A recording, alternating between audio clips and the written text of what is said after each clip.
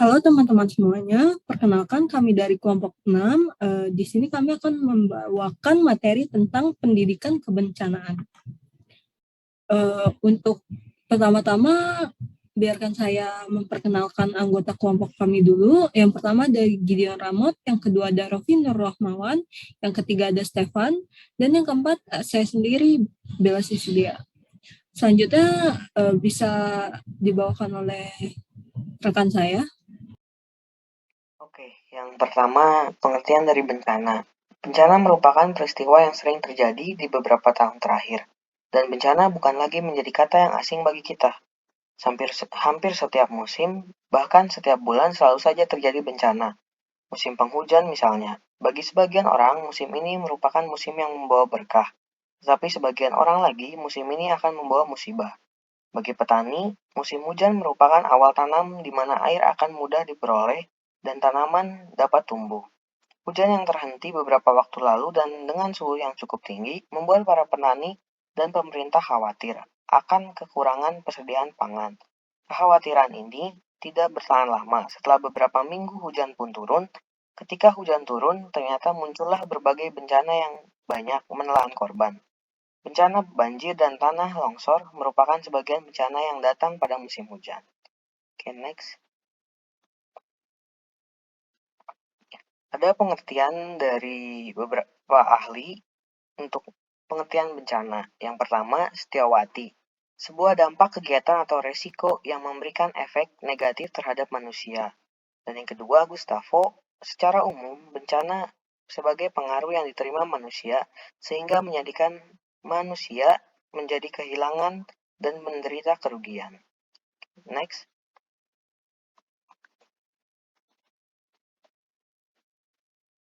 Oke, selanjutnya ada Undang-Undang Nomor 24 Tahun 2007.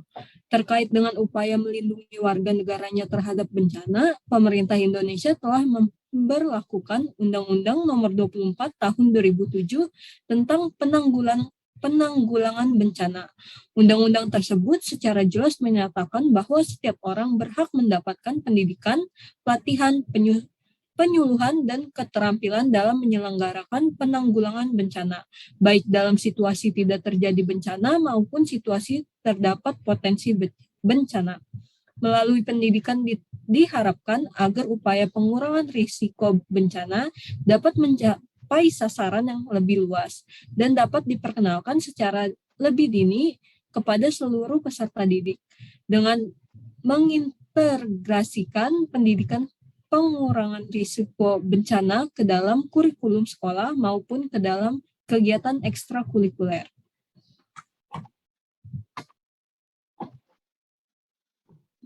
Selanjutnya ada faktor penyebab bencana. Faktor penyebab bencana dapat dibedakan menjadi dua, yaitu hidrometeorologis, di mana seperti banjir, tanah longsor, gelombang, pasang atau abrasi, kebakaran hutan dan lahan, kekeringan dan angin puting beliung, dan yang kedua adalah geologis, seperti gempa bumi, tsunami, dan letusan gunung api.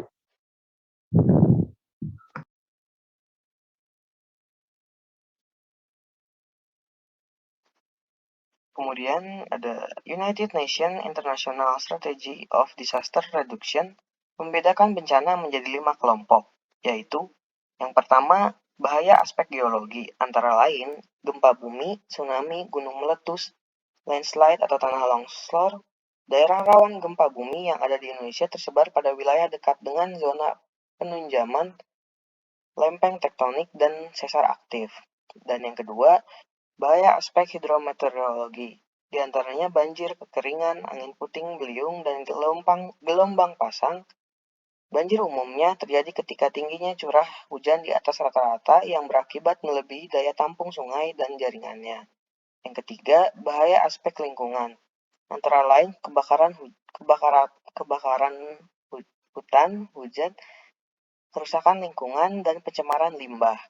Bahaya yang keempat, bahaya beraspek biologi, antara lain wabah penyakit, hama, dan penyakit tanaman, hewan, atau ternak. Dan yang kelima, yang terakhir, bahaya beraspek teknologi, antara lain kecelakaan transportasi, kecelakaan industri, dan kegagalan teknologi. Next. Selanjutnya ada klasifikasi bencana alam berdasarkan penyebabnya, dibedakan menjadi 3 jenis, yaitu 1. Bencana alam geologis. Bencana ini disebabkan oleh gaya-gaya yang berasal dari dalam bumi atau gaya endogen, atau yang biasa disebut dengan bencana alam yang terjadi karena akibat bergeraknya lempeng bumi. Yang kedua ada bencana alam klimatologis. Bencana alam ini merupakan bencana alam yang disebabkan oleh faktor cuaca dan iklim. Yang ketiga ada bencana alam ekstraterestrial, yaitu bencana alam yang terjadi dari luar angkasa. Contohnya yaitu hantaman dari meteor. Next. Selanjutnya ada pengelolaan bencana. Yang pertama yaitu ada Disaster Management Continuum Model. Model pengelolaan bencana ini merupakan model yang paling populer karena terdiri dari tahap-tahap yang jelas sehingga lebih mudah diimplementasikan. Yang nomor 2 ada Pre, During, Post Disaster Model. Model pengelolaan bencana ini membagi tahap kegiatan di sekitar bencana. Terdapat kegiatan-kegiatan yang perlu dilakukan sebelum bencana, selama bencana terjadi, dan setelah bencana terjadi. Yang nomor 3 ada Contract Expand Model. Model ini berasumsi bahwa seluruh tahap-tahap yang ada pada pengelolaan bencana, emergency, relief, rehabilitation, reconstruction, mitigation, preparedness, dan early warning, semestinya tetap dilaksanakan pada daerah yang rawan bencana. Yang nomor 4 ada The Crunch and Release Model. Model pengelolaan bencana ini menekankan upaya mengurangi kerentanan untuk mengatasi bencana. Yang terakhir nomor 5 ada Disaster Risk Reduction Framework. Merupakan model pengelolaan bencana yang menekankan pada upaya pengelolaan bencana pada identifikasi resiko bencana. Next.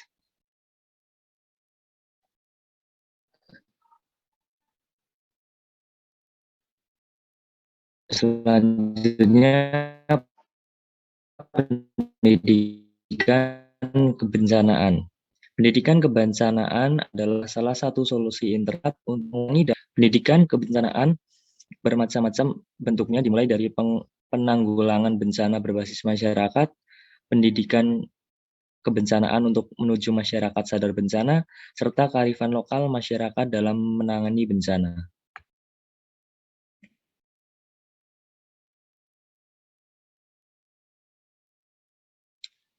Selanjutnya ada pengertian pendidikan kebencanaan menurut para ahli. Yang pertama ada Selby dan Kagawa. Pendidikan kebencanaan adalah pendidikan yang mengintegrasikan materi kebencanaan dalam pendidikan formal, sehingga siswa dapat berperan dalam membangun pengetahuan, keterampilan, dan sikap yang diperlukan untuk mempersiapkan dan mengatasi bencana, serta membantu peserta didik dan masyarakat untuk kembali pada kehidupan yang normal setelah terjadinya bencana.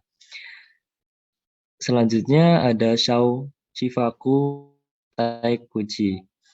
Pendidikan kebencanaan merupakan pendidikan pengurangan resiko bencana yang dilakukan melalui berbagai materi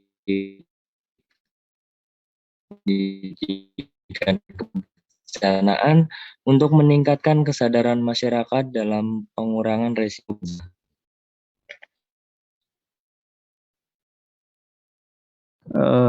Selanjutnya ada media edukasi kebencanaan.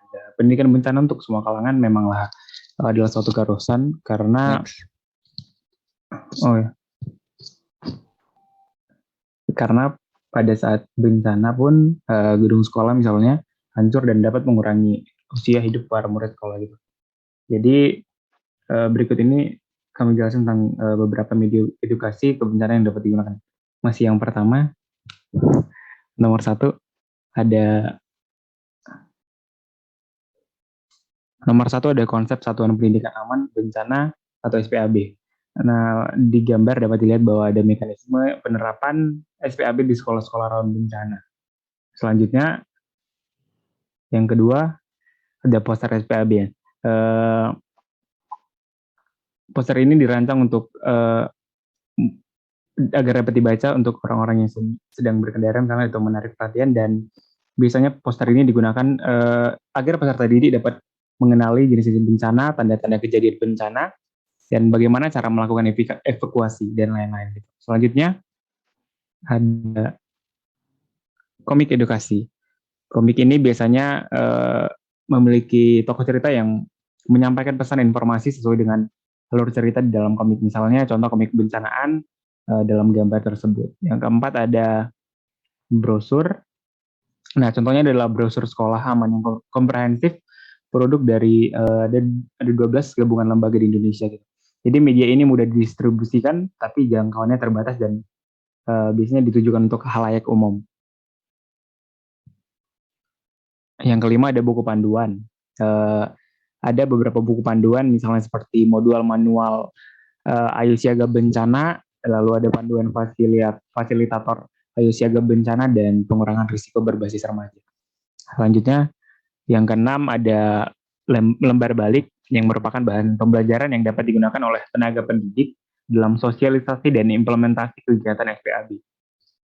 Yang ketujuh ada video di mana dapat dilihat dari beberapa channel YouTube dari misalnya seperti BNPB dan lainnya gitu.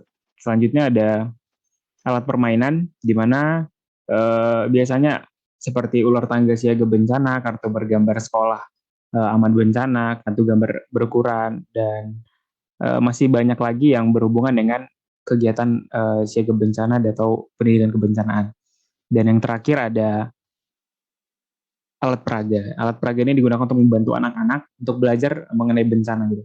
Misalnya seperti yang ada terdapat di gambar. Selanjutnya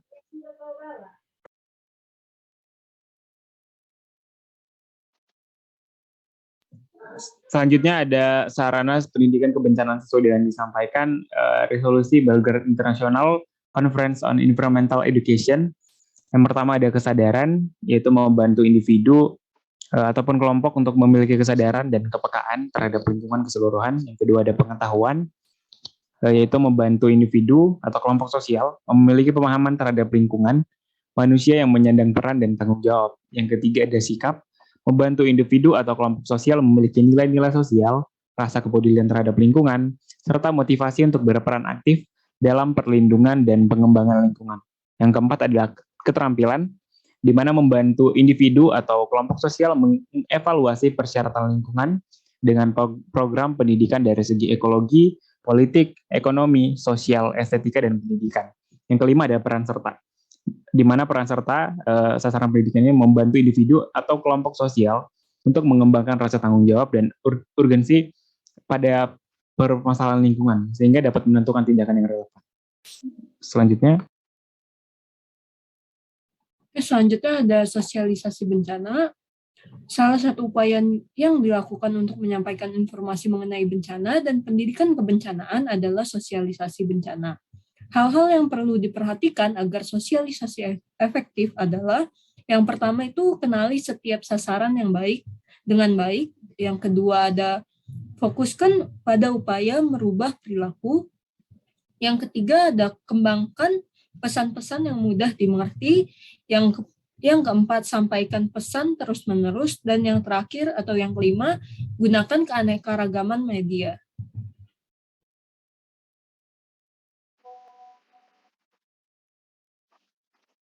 Oke, selanjutnya pendidikan bencana yang telah dilakukan oleh UNES. Yang pertama ada Laboratorium PMB Geografi UNES berikan pendidikan mitigasi bencana bagi guru-guru sekitar Gunung Patih. Sebagai langkah awal sosialisasi, Laboratorium PMB jurusan Geografi pada 28 Agustus mengundang sekolah-sekolah di Kecamatan Gunung Patih dalam rangkaian acara pendampingan edukasi bencana longsor. Acara ini digelar untuk memberikan edukasi bencana longsor kepada guru-guru dan siswa dari sekolah-sekolah yang ada di Kecamatan Gunung Patih. Acara dimulai dengan memberikan penjelasan tentang perlunya sikap tanggap, waspada, dan peduli terhadap bencana di sekitar, karena Kota Semarang termasuk dalam wilayah yang memiliki potensi bencana longsor.